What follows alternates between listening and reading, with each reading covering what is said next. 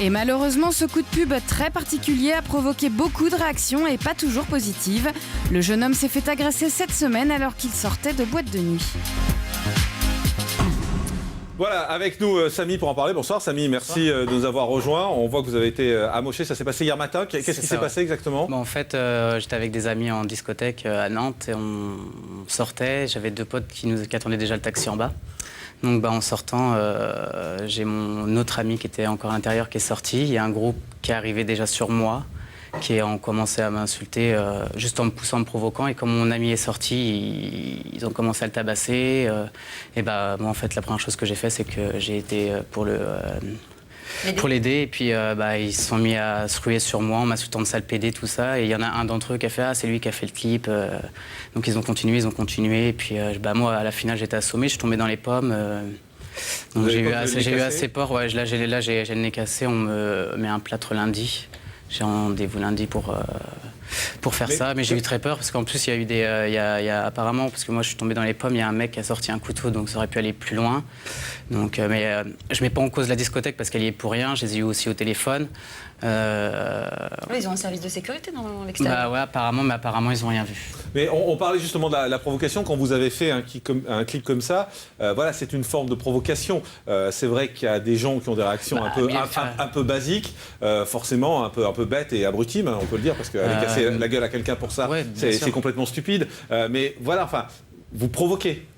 Bien sûr, j'ai fait un clip provoquant. C'était aussi pour le buzz, je l'ai jamais caché. Je le chantais d'ailleurs même avant le buzz. Je disais pourquoi j'ai fait ça, pour lutter contre l'homophobie. J'ai jamais voulu choquer. Mylène Farmer, elle a bien chanté je suis libertine. Il y a une chanteuse qui a chanté I'm a bitch. C'est pas pour autant que toutes les filles sont des salopes. Je pense qu'il y a des gens qui sont encore assez intelligents pour savoir que c'est un clip, c'est du second degré, quoi.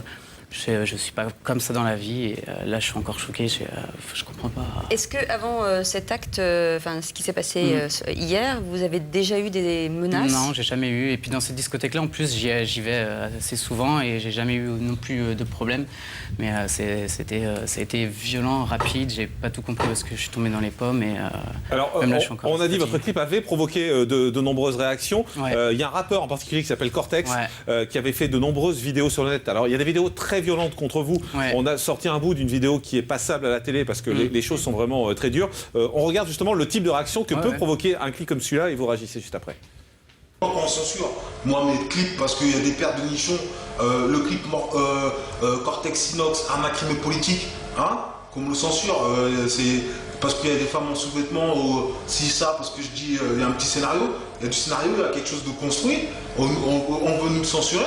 Et là, un clip de mes couilles comme ça, la Gay Pride et compagnie, la cage aux folles, on dit rien. Ça, c'est pas normal. Comment vous réagissez quand vous entendez des clips comme ça ? Il y avait des appels assez violents. Là, on a déposé une plainte avec le CLGBT de Nantes qui me suit de très près. On a un avocat et en fait, c'est même pas il n'y a pas que sur moi qu'il a fait ça, vu que peu de temps après, il passait au tribunal par rapport aux propos qu'il avait eu avec Marine Le Pen, comme quoi il allait l'égorger ou de faire des tournantes, je sais plus exactement. D'ailleurs, il a refait une vidéo là sur moi.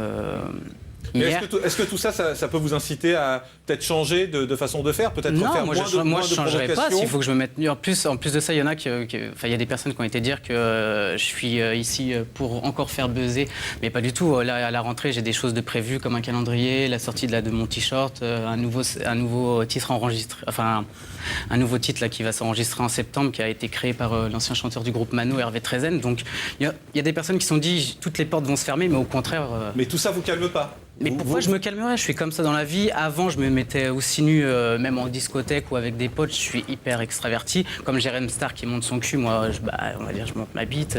Là, c'était pour un clip, c'était pour buzzer. Mais non, je m'arrêterai pas là parce qu'il y a une bande de cons qui m'a fait ça. Et puis, en même temps, j'ai eu beaucoup de soutien, j'étais content.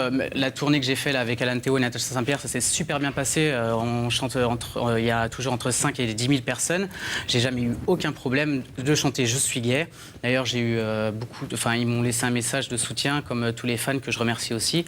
Et c'est pas parce que je suis homo et que je me suis fait péter le nez que j'arrêterai, que j'arrêterai de soutenir cette cause parce que. Merci beaucoup, Samy Messaoud. Bon courage pour vous. Merci Anne d'être venue avec nous. On vous retrouve Masterchef saison 1, les meilleures recettes d'Anne. Et puis votre restaurant également. On le retrouve où pour ceux qui ne savent pas ?